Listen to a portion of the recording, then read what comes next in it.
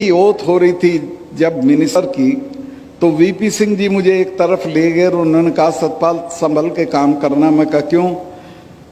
कहने लगे कि बेईमानी करने के बाद प्रधानमंत्रियों से नहीं लड़ा जा सकता और हमें और तुम्हें दोनों को प्रधानमंत्रियों से लड़ना है, लिहाजा पाक साफ रहना है। मैं जो कश्मीर से लौटने के बाद किसानों के लिए बोल दिया बेधड़क, अगर मैं कश्मीर में कुछ कर लेता तो मेरे घर तो ईडी पहुंच जाती है, आज से पहले इनकम टैक्स वाले पहुंच जाते।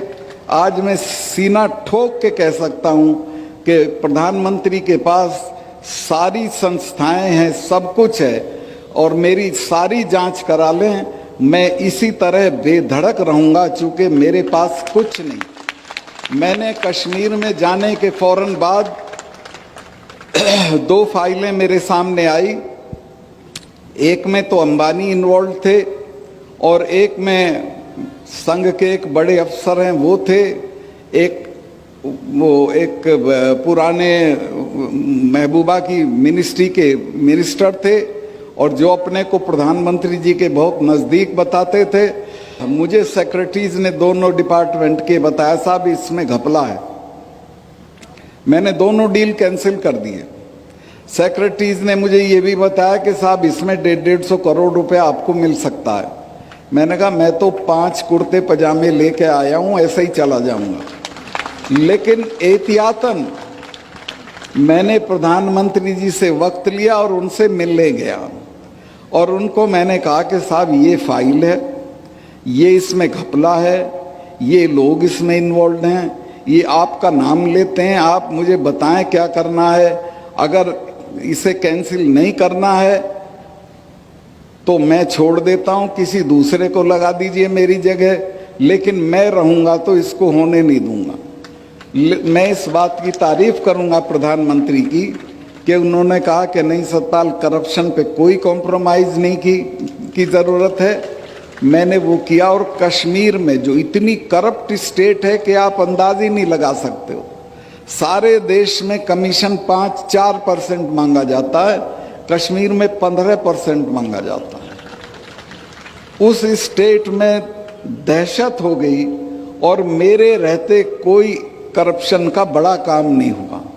आते आते मैंने वहाँ एक, आप देखते होंगे आजकल प्रेस में और टीवी में, उसको रोशनी एक्ट कहते थे।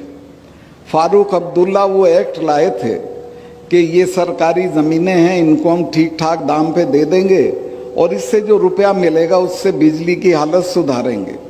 बिजली की हालत तो सुधरी नहीं। कई एकड़ का प्लॉट फारूक अब्दुल्ला को मिल गया, उनके बेटे को मिल गया, महबूबा को मिल गया। मुझे लोगों ने जब शिकायत की, मैंने पता कराया तो उन्होंने कहा जी बिल्कुल ऐसे ही है। मैंने वो सारा कैंसिल कर दिया और उसकी जांच बिठा दी। अब वो वहाँ जांच भी सरकारी संस्थाएं करती हैं, वो भी डरते हैं कि कल कोई आ जाएंगे। तो वहाँ बहुत अच्छी एक लेडी जज चली गई थी, तो मैं उन लोगों को कहा कि तुम जज साहब के पास चले जाओ।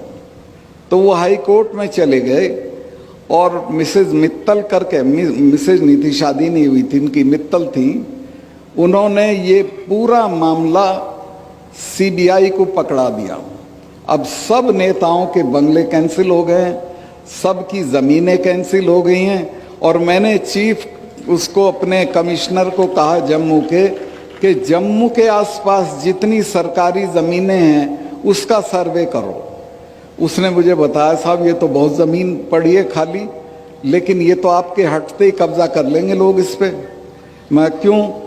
कहने ले महबूबा के आदमी को तो देर ही नहीं लगती कब्जा करने में, वो तो एक खूंटा गाड़ के भैंस बांध देता है और कहता मेरी ज़मीन है। ऐसे ही ये कर लेगा फारूक अब्दुल्ला। तो मैंने कहा क्या करूं? कहने लगे साहब इसको कर दो। मैं कहा मैं इसको बांटने का नहीं हूं, ना मैं इसको बेचने का हूं। आप एक काम करो, मेरे यहाँ 3 कोर है आर्मी की, 3 लेफ्टिनेंट जनरल पढ़ते थे कश्मीर के, इन तीनों को बुला के उन सबों को ये ज़मीन दे दो।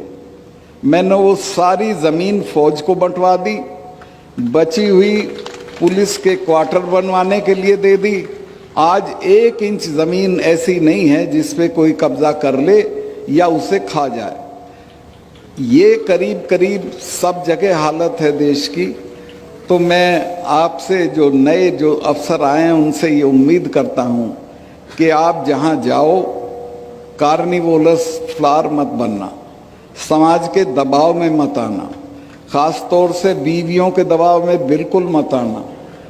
वही खराब करती हैं, बुरा मत माने। वो पड़ोसन की सारी चीज़ दिखाएंगी। देखो इसके ये है, आजकल एक टीवी में ऐड आ रहा है, वो एक अफसर है, वो जा रहा है अपनी बीवी के साथ अपने मातहत के यहाँ, तो कहता मेरा जूनियर है। तो जाते ही कहती जूनियर है, घर तो देख कितना बढ़िया कर रखा है, मिसेस शर्मा की साड़ी तो देख कैसी है। तो ये दबाव आएंगे आप पे, ये दूर नहीं है। और आपको भी अच्छा लगेगा कि आप थोड़ा पैसा कमा लें, बढ़िया गाड़ी लें, बंगला बना दें। मैं ऐसे ऐसे लोगों को जानता हूँ जयपुर में कि जिनके गांव में फूस का घर नहीं था और उन्होंने क्या क्या बंगले बना रखे हैं। वो आपके समाज में भी आके इनाम बांट जाते हैं। आप कभी देखते ही नहीं कौन है, कौन आ रहा है, कौन नहीं, कौन जा रहा है। तो मैं ये निवेदन करना चाहता हूं कि समाज को निष्कलंक रखिए, अपनी सेवा को निष्कलंक रखिए, खुद को निष्कलंक रखिए, तो आप किसी से भी लड़ सकते हैं। मेरे पास आज यकीन करेंगी बहन जी, आपसे बता रहा हूं मैं कि रिटायरमेंट के बाद रहने के लिए घर नहीं है। सरकार कोई अलॉट कर देगी तो चला जाऊंगा, लेकिन मुझे इस बात की फिक्र नहीं है कि मेरे पे घर नहीं है। मैं जहां रहता था वो 1.5 कमरे का मकान था। जो भी चौधरी साहिबान मिलने आते थे, खास तौर से राजस्थान वालों पे तो बहुत पैसा है, वो देख के अरे 1.5 कमरे के मकान में रह रहा है, ये मिनिस्टर रह लिया, MP रह लिया, MLA रह लिया, क्या चीज़ है। और वो मुझे तिरस्कार की निगाह से देख के चले आते थे। लेकिन मुझे पता था यही गरीबी जो है ये मेरी ताकत है। और मैं आज भी महसूस करता हूँ कि मैं देश के किसी भी ताकतवर आदमी से लड़ सकता हूँ। किसानों के सवाल पे अगर लड़ाई आगे बढ़ी तो मैं इस पद को छोड़ के उनके साथ खड़ा हो जाऊंगा और किसी की कोई परवाह नहीं करूंगा। लेकिन ये तभी संभव है जब मेरी अलमारी में कोई गलत चीज़ न रखी।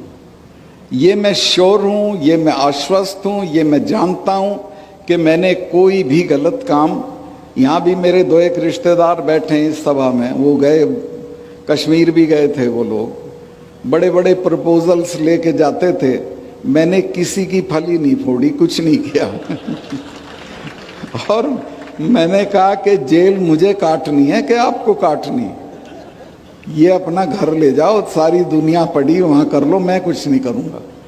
तो मैं जो नए लोग चुने गए हैं उनसे ये चाहूँगा कि वो अपने मानदंड कायम करें, ईमानदारी के, निष्ठा के, अपने समाज के लिए कमिटमेंट के, और अपने समाज को आगे बढ़ाएं।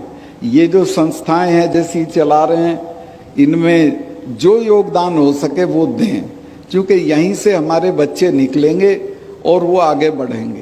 कि जो यहाँ ये जाट गौरव संस्थान वाले काम कर रहे हैं, इसी तरह के कामों से समाज बढ़ेगा, इसी तरह के कामों से समाज की तरक्की होगी।